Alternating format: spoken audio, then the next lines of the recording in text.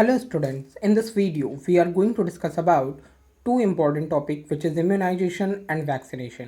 Previous मैंने आपको एक वीडियो प्रोवाइड किया था जो कि इम्यूनाइजेशन एंड वैक्सीनेशन से रिलेटेड था। वहाँ पर मैंने आपको डिटेल्स एक्सप्लेन की थी। इस वीडियो में मैं आपको एक्सप्लेन करने वाला हूँ डिफरेंस इम्यूनाइजेशन एंड वैक्सीनेशन में, और साथ में मेरी कोशिश रहेगी कि मैं आपके माइंड में इस कॉन्सेप्ट्स को डेवलप कर पाऊँ और आप उस कॉन्सेप्ट को भूलें ना, क्योंकि मोस्टली क्या होता है कि कंफ्यूज हो जाते हैं स्टूडेंट्स इम्यूनाइजेशन एंड वैक्सीनेशन में। तो मेरी कोशिश रहेगी कि आप कंफ्यूज ना हों और जब आपके सामने ये क्वेश्चन आए तो आप इस क्वेश्चन को प्रॉपरली कर पाएँ। ओके, सो यहाँ पर हम लोग डिफरेंस को अंडरस्टैंड करने से पहले ये अंडरस्टैंड करते हैं कि मीनिंग्स क्या होती है, हम वैक्सीनेशन बोलते किसे हैं। सो यहाँ पर हम देखेंगे सबसे पहले व्हाट इज वैक्सीनेशन। तो देखिए, इस टाइम पे प्रेजेंट टाइम पर आप क्या देख रहे हैं, कोविड-19 की वैक्सीन्स लग रही हैं लोगों को। फॉर एग्जांपल कोवैक्सीन है, कोविशील्ड है हमारे इंडिया में, ठीक है। दूसरी कंट्रीज़ में कहीं पर स्पुतनिक है, कहीं पर फाइज़र है, कहीं पर मार्डोना है। अलग अलग कंट्रीज़ में अलग अलग वैक्सीन्स लग रही हैं लोगों को, ठीक है। तो वैक्सीन है क्या? वैक्सीन है एक drug. So it is a drug that is administered to a person to prevent the onset of a disease. ये क्या है? एक ड्रग है जो किसी भी पर्सन में एडमिनिस्ट्रेट किया जा रहा है प्रिवेंट करने के लिए पर्टिकुलर डिजीज़ को। तो प्रेजेंट टाइम पर आप कोविड-19 से सेफ रखने के लिए खुद को वैक्सीन ले रहे हैं, ठीक है। अब इस वैक्सीन में हम क्या करते हैं, या तो वीकेंड पैथोजन होता है या फिर इनएक्टिवेटेड वायरसेस या जो पैथोजन है हमारे उनको हम रखते हैं। तो हम इस प्रोसेस को क्या बोलते हैं? वैक्सीनेशन बोलते हैं। बस इतना ही अपने माइंड में डेवलप करिए वैक्सीनेशन से रिलेटेड। नेक्स्ट वन है इम्यूनाइजेशन। क्या है? सो इम्यूनाइजेशन का मीनिंग क्या हुआ? अब आपने वैक्सीन ले ली कोविड-19 की। अब कोविड-19 की वैक्सीन लेने के बाद, कोवैक्सीन या कोविशील्ड लेने के बाद आपकी बॉडी में नेचुरली एक इम्यून रिस्पॉन्स जनरेट होगा, ठीक है, उस वैक्सीन की वजह से। तो इस प्रोसेस को, इस एबिलिटी को हम क्या बोलेंगे? जो आप इम्यून रिस्पॉन्स जनरेट कर रहे हैं, इस एबिलिटी को हम बोलते हैं इम्यूनाइजेशन। क्लियर?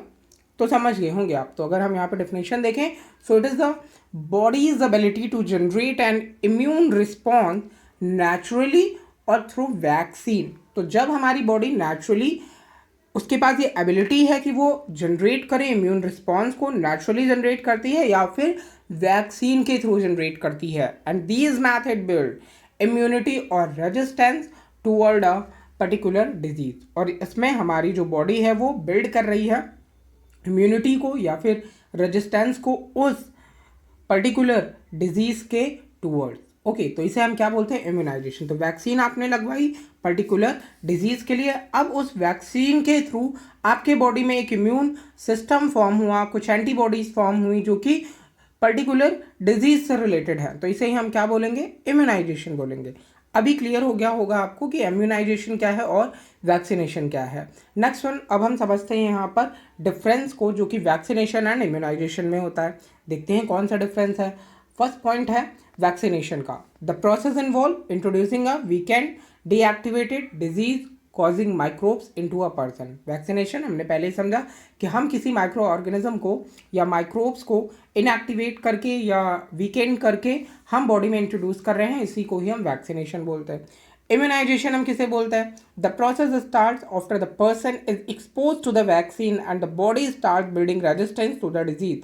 मतलब हमने जब वैक्सीन ली, देन उसके साथ ही हम स्टार्ट करेंगे रेजिस्टेंस उस डिजीज के अगेंस्ट में फॉर्म करने का। तो उसे हम क्या बोलेंगे? इम्यूनाइजेशन बोलेंगे। तो फर्स्ट पॉइंट तो क्लियर हो गया। सेकेंड पॉइंट है यहाँ पर, इट इज़ यूजुअली इंजेक्टेड और एडमिनिस्ट्रेटेड ओरली। या तो ये इंजेक्टेड की जाएगी, जैसे आप कोविशील्ड या कोवैक्सीन देखते हैं इंजेक्शन लगता है, लोग अपनी सेल्फी पोस्ट करते हैं ना, आई एम वैक्सीनेटेड। मुझसे उम्मीद मत करिएगा, ठीक है, अभी तो बिल्कुल भी नहीं। तो आई एम वैक्सीनेटेड, तो क्या हो रहा है वहाँ पर? वो वैक्सीन इंजेक्शन के थ्रू लग रही है। वो सेल्फी लेने के चक्कर में ये तक भूल जाते हैं कि उन्हें पेन भी हो रहा होगा, ठीक है। और भाई मुझे तो पेन हो रहा है वैक्सीन की वजह से, तो मैं तो नहीं सेल्फी ले पाऊंगा उस सिचुएशन में, ठीक है। नेक्स्ट यहाँ पर देखते हैं हम लोग immunization. So it is not administered in any way. तो हाँ, मैं यहाँ पे एग्जाम्पल्स की बात कर रहा था। तो मैंने बोला आपको कि या तो आप इसे इंजेक्टेड के थ्रू ले सकते हैं या फिर आप इसे ओरली, जैसे आप लोगों ने पोलियो ड्रॉप, हम सब ने पोलियो ड्रॉप पी है तो ओरली ली है, ठीक है।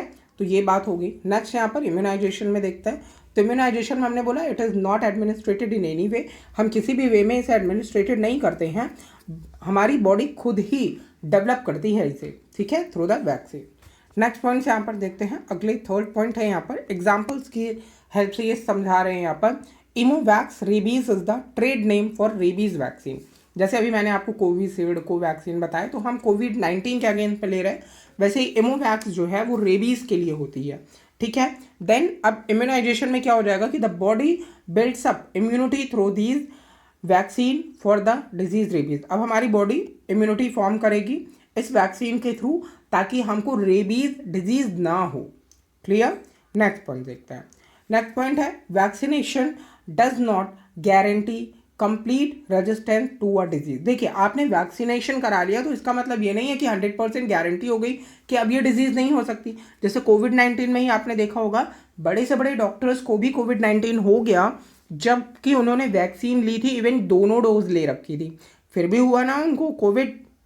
तो आप जब परसेंटेज ही पढ़ते हो कि ये फाइज़र है, ये स्पुतनिक है, इनका परसेंटेज 90 है, इनका 92 है, कोविशील्ड का परसेंट इतना है। अभी जैसे मैंने आपको हाल ही में वैक्सीन का एक वीडियो भी दिया था, जहाँ पर मैंने वैक्सीन को डिफाइन किया था, उसमें भी आप देख सकते हैं BCG DTP के मैंने परसेंटेज बताए थे, सेफ्टी परसेंटेज, ठीक है। तो वहाँ पर भी ये चीज़ मैंने आपको बता रखी है।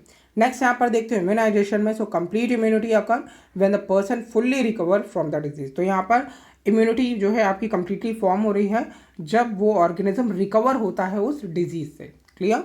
नेक्स्ट पॉइंट देखते हैं। नेक्स्ट पॉइंट है हमारे पास usually if mutation happen to microbe it might render the vaccine ineffective, this is the reason why common cold has no vaccine.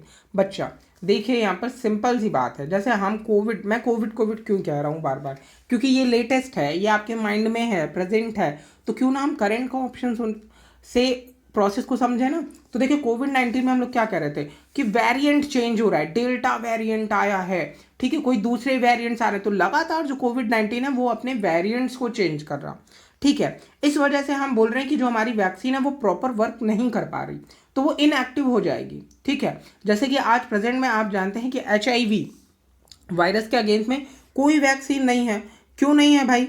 उसका रीज़न यही है बच्चा कि वो लगातार अपने वेरिएंट्स को चेंज कर रहा है। ओके। नेक्स्ट वन है यहाँ पर इम्यूनाइजेशन की बात करें। So similarly variations of a disease impact the body's ability to generate an immune response.